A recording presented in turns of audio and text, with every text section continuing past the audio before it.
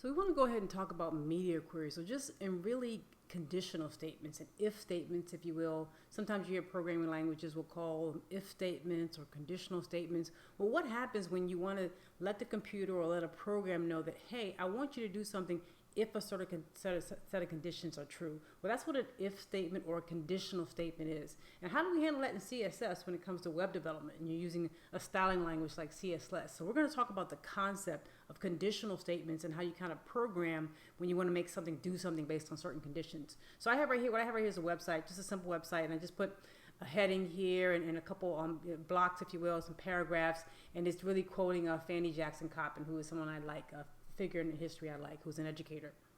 And so here she's talking about, I'm always sorry to hear that such a person is going to school to be educated. This is a great mistake. If the person is to get the benefit of what we call education, he must educate himself under the direction of a teacher.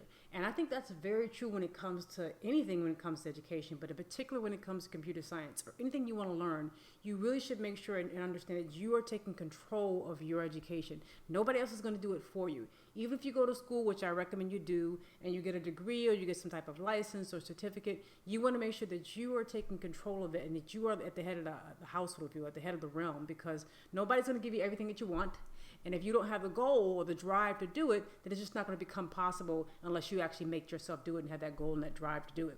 So we're going to talk right now about conditional statements, kind of using this website. And how do you make that work? So right now you can see the website, the background is white, and you can see kind of how things are moving and how I make it move. If I look right here and we talk about media queries. Media queries are a way in CSS to really set up certain conditions and features and allow the program or your browser to render your website slightly differently if those features or those parameters are met.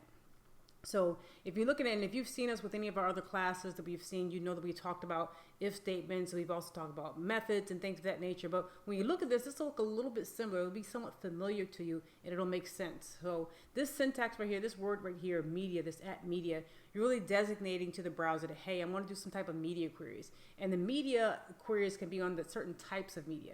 Now you can have a screen, which mostly what you're going to be using a website for. You may have a screen, a tablet, or it may just be the computer screen that you're looking at. But also sometimes, websites, you can print something out. Have you ever seen those little lines in the address bar? You can click on that, and it's a printable version of the web page. Well, that's also a media type. And so there are different types of media that you can select here. I've selected screen for the type of media. And I have this logical operator, and. So when it's a screen and this is met, so the maximum width of that screen is 900 pixels. So what that essentially means is that it's 900 pixels or less. When it's 900 pixels and less, I want you to make the background color of the body go black. So that's a condition, right? If this condition is met, if the maximum width is 900 pixels or less, make that background color go black and for the screen. So we'll go over here, we'll go back over here and see how that looks. Right now, this is wider than 900 pixels, right? So I have it like that. It's set up. This is how my website normally is set up. And sometimes when your website is seen on different screens, you may want to make different things happen, and you can do that with media queries. So as you can see right here, the background color goes black. It's white right here, then all of a sudden it goes black, and everything is black on the background instead of being white. So that really took place because of this media query right here. So essentially it said, when things are 900 pixels, the width of the screen is 900 pixels or less, I want you to make that background color black. Well, it didn't have to mention anything for if it's above 900 pixels. That's kind of our default. That's kind of how we did it, right? That's our default. When it's above 900 pixels, we just made it the regular background color white. That's how we chose to do it.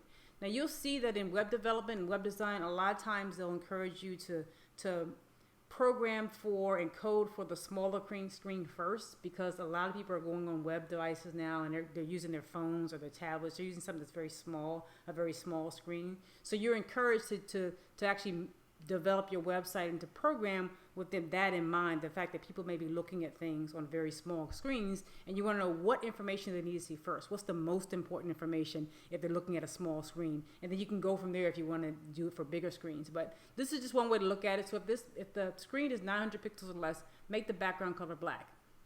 And so what I did is I added an additional media query, or additional conditional statement, if you will. And I said, well, the screen, if the maximum width is 978 pixels, then take section 1 and make that background color blue. So you can actually change this. You can set media queries however much you want, however long you want, or however many places you want. They call them breakpoints, right? So if I go right here, I know this is above 900 pixels because it's white. And as I go right here, when it hits that that 900 pixels goes to black, and my section 1 is still gold like it was, and I keep going, it turns blue. And that's right what we asked it to do when it got to 798 pixels, is to make this section 1 blue.